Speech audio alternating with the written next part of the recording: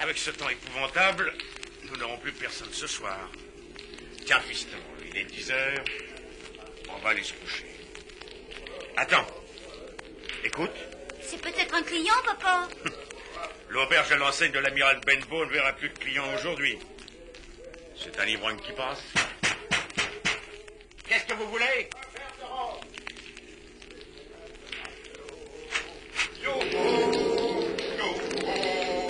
Un verre de rhum. Voilà, mon brave. Il est bon. Beaucoup de monde ici? Pas trop, malheureusement. C'est ce qu'il faut. Oh là, hé, l'ami, ne vous inquiétez pas, c'est mon porteur. Débarque-moi ce coffre ici, et en douceur. Amarre-moi ça dans la maison. Je vais rester quelque temps chez vous. Oh, ne vous tourmentez pas, je suis facile à satisfaire. Un peu de rhum, des œufs et du jambon, voilà tout ce qu'il me faut. Avec une falaise comme la vôtre, pour voir passer les navires. Ah, ah, ah, je devine ce qui vous chiffonne. Soyez tranquille, on a de la monnaie. Tenez, en voilà. Tiens l'homme pour ta peine. Papa, c'est de l'or. Bien sûr, mon garçon, c'est de l'or. Tu as tout de suite vu ça, toi, hein? Quel âge as-tu? 13 ans, monsieur. Bon, tu m'appelleras capitaine. Et tu vas ouvrir l'œil. Si jamais tu vois arriver un marin à la jambe coupée, préviens-moi aussitôt. Un ami? Ne soyez pas curieux, vous, l'aubergiste. Vive les 13 matelots pour le coffre mystère. Jim était très intrigué par l'arrivée annoncée d'un homme à la jambe coupée. Il l'était encore davantage par le coffre que le marin avait fait placer dans sa chambre et qu'il semblait garder avec un soin jaloux. Un jour, alors que Jim était seul dans l'auberge avec le capitaine, un étranger ouvrit la porte. Bien le bonjour, la compagnie. Tiens, Bill Bones, comment on se retrouve? Chien noir. Eh oui, chien noir en personne qui vient faire une petite visite à son vieux camarade. Comme veux-tu? Hé hé, n'aurais-tu pas emporté certains plans et aussi certains coffres dont le contenu pourrait être loyalement partagé? Toi, le gosse, sors d'ici, ça ne te regarde pas. À partir de ce moment, la conversation entre les deux hommes devint indistincte. Mais tout à coup, le capitaine s'écria brutalement. Non, non, non et non! C'est dit! Allez tous vous faire prendre! Il y eut un vacarme fait de jurons, de bruits de vaisselle cassée, de tables et de chaises renversées.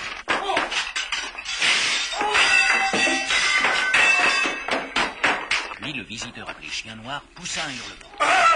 Il s'enfuit plié en deux pendant que le capitaine lui criait. Ça te suffit, oui? Et que je ne te revois plus? Sans cela? Jim, du rhum. Allez, vite, du rhum! À ce moment, le capitaine devint livide. Il exhala une sorte de râle. Puis il tomba à la renverse. Hawkins fit appeler le docteur Livesey, qui était le médecin de la famille. Docteur, que faire? Où est-il blessé? Blessé? Quelle plaisanterie. Pas plus que moi, je vous assure. Une bonne attaque d'apoplexie, oui. Voilà ce que c'est. Jim, va me chercher une cuvette. Je vais lui faire une saignée. Oh, les beaux tatouages. Avec le nom du sujet, Bill Bones. Et une potence. Joli présage. Voilà la cuvette, docteur. Merci, mon garçon. Tu n'as pas peur de voir du sang, non? Alors tiens-la ici pendant que je lui prends la veine. Bien soigné, Bill Bones se rétablit partiellement. Il resta couché pendant une semaine. Un jour, alors qu'il était seul dans sa chambre, il appela Jim et lui parla. Fiston, tu te rappelles ce marin, n'est-ce pas? Chien noir. Oui, chien noir. Je t'ai demandé d'ouvrir l'œil et de me prévenir si tu voyais arriver un homme à la jambe coupée. Mais Chien noir avait ses deux jambes. C'était un de ces hommes. S'il revient avec sa bande et que je ne puisse plus me lever, va prévenir tout de suite la police.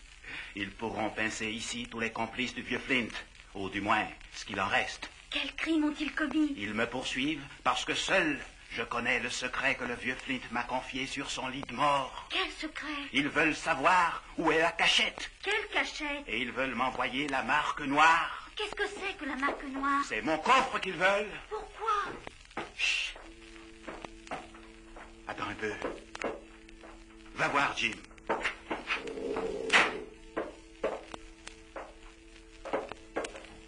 Y a-t-il quelqu'un pour dire à un pauvre aveugle où il se trouve? Vous êtes à l'auberge de l'amiral Benbow? Vous avez la voix jeune, mon cher petit ami. Voulez-vous être assez charitable pour me conduire auprès de Bill Bones? Mais monsieur... Ah, ne discute pas. Où sans ça? Allez, vous me faites mal, vous me sortez de moi. Ah! Tu vas me mener tout droit à lui et tu lui diras, Bill, voici un de vos amis. Mais... Sinon, gare à ton poignet. Ah! Qu'est-ce que c'est? Capitaine, voici un de vos amis. Hugh l'aveugle. Oui, Bill, c'est moi. Toi, mon petit garçon, prends sa main gauche et mets-la près de ma main droite. Voilà, monsieur. Bon, c'est fait. Prends ça, Bill. Au revoir. Je ne comprends pas. Qu'a fait cet homme, capitaine?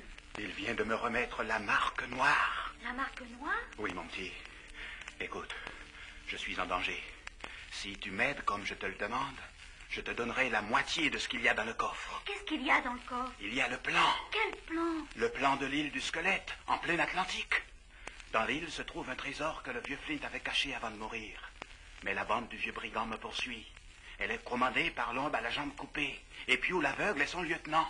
Ah, je comprends. Ils vont venir.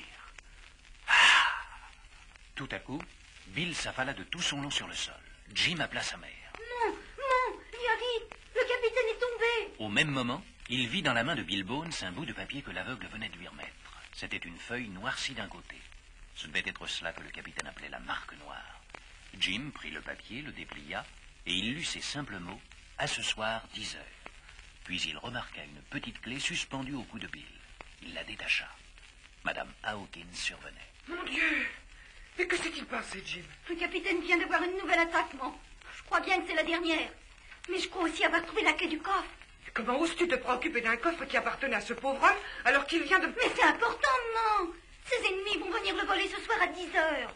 Qu'est-ce que c'est que cette histoire? Ils lui ont envoyé la marque noire. J'ai le message entre les mains. Mais enfin, comment sais-tu qu'ils veulent voler le coffre?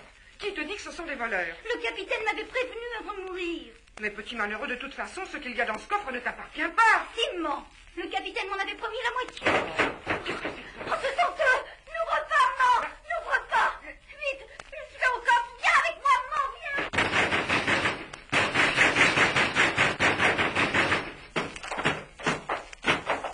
Où est papa? Ton père est à Bristol. Ah bon, voilà, maman, c'est le coffre. J'ai la clé. Oh, Jim, ils vont tout démolir en bas. Sauvons-nous. Oui, maman, mais voyons d'abord ce qu'il y a dans le coffre. Regarde, il y a de tout là-dedans. 2 pistolets, une vieille montre, un compas, des rouleaux de tabac. Oh, attends. Tiens, un paquet enveloppé de toile cirée. Il y a des papiers dedans. Oh, écoute, Jim, ils sont entrés. Alors, Bill est par terre, sans vie, chef. Fouillez-le, sa surtout. Vous autres, montez dans sa chambre. Elle doit être à l'étage. Et enlevez le coffre. Ils montent.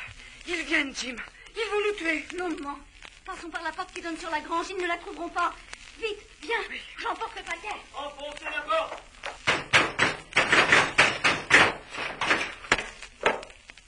Alors, le coffre est là? Oui, Regardez si le plan est dans le coffre. le coffre a déjà été fouillé, chef. C'est sûrement le gamin de l'auberge. Il faut le retrouver. Mettez-moi la main dessus. Je lui arracherai les yeux. Allez-y, chacun de votre côté.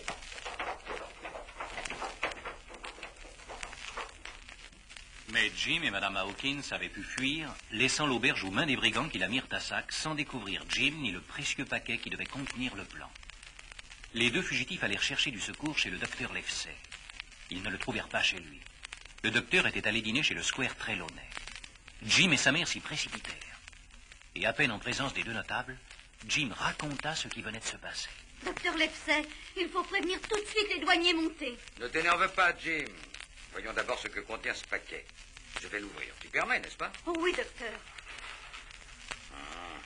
De vieux papiers. Là, il y a un carnet. Ah, en effet. Oh, des griffonnages sans intérêt. Monsieur Bill Bones, second du navire. Chez nous, il se faisait appeler capitaine. Ces pirates n'auraient guère de plaisir s'ils ne se flattaient pas eux-mêmes, mon garçon. Ah, ici une indication. Au large de Caracas, 61 degrés 17 de latitude et 19 degrés 2 de longitude. Je n'y comprends absolument rien. Ah, une grande enveloppe cachetée. Ouvrez-la, docteur. Oui, ne t'impatiente pas comme ça. Un grand arbre, un point au nord du nord-est, style du squelette, est-sud-est. L'or est dans la cachette. Pour y parvenir, suivra la vallée de l'Est à 10 brasses du rocher mauve. Il y a 2 croix noires et une rouge sur la carte. Qu'est-ce que tout cela veut dire? Je suis sûre que c'est là où se trouve le trésor du vieux Flint. Qui est le vieux Flint? C'était un chef pirate.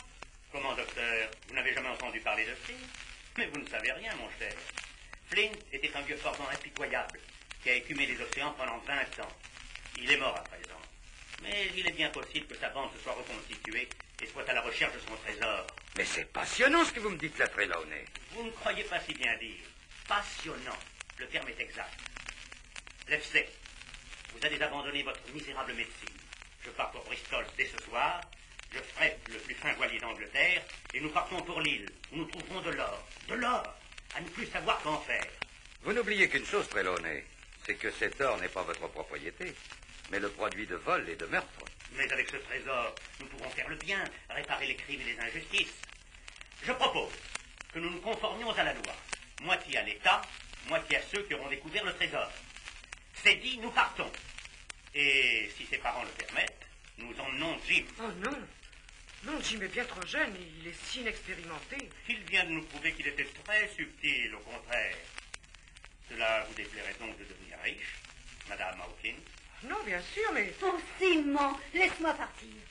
J'irai avec le square et le docteur à l'île au trésor et je reviendrai riche. Quelle folie tu vas commettre, non? Pendant que Mme Hawkins se désolait à l'idée de voir son fils s'en aller à l'aventure, Pew l'aveugle se faisait écraser par une charrette et la bande du vieux Flynn disparaissait sans avoir retrouvé le plan. Jim partit pour Bristol avec le docteur Livesey et le square. Les 2 hommes eurent vite fait d'arrêter leur choix sur l'Hispaniola, un joli schooner de 200 tonneaux. Jim fut chargé d'aller porter un message au cuisinier que Trelawney avait embauché pour le voyage. C'était le patron d'une taverne. Il s'était déclaré enchanté de prendre ses nouvelles fonctions. Mais quand le jeune garçon se trouva en présence du tavernier, il fut saisi de stupeur. L'homme avait une jambe coupée. Alors, c'est toi notre nouveau mousse? Enchanté de faire ta connaissance. Comment t'appelles-tu? Jim, monsieur. Bon, tu m'appelleras Coq. C'est l'usage en mer pour les cuisiniers. Bien, monsieur. Coq.